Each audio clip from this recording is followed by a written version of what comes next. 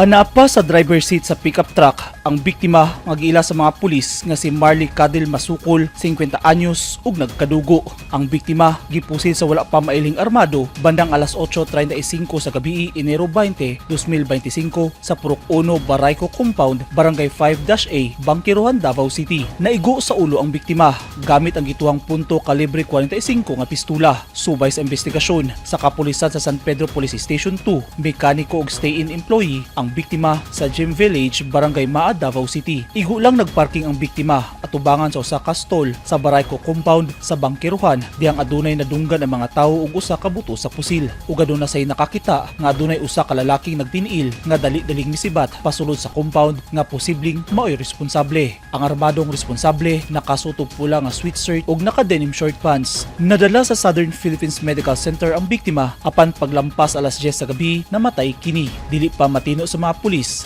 ang motibo sa pagpamusil. Eugene Hinutan, Newsline Philippines. Stay safe.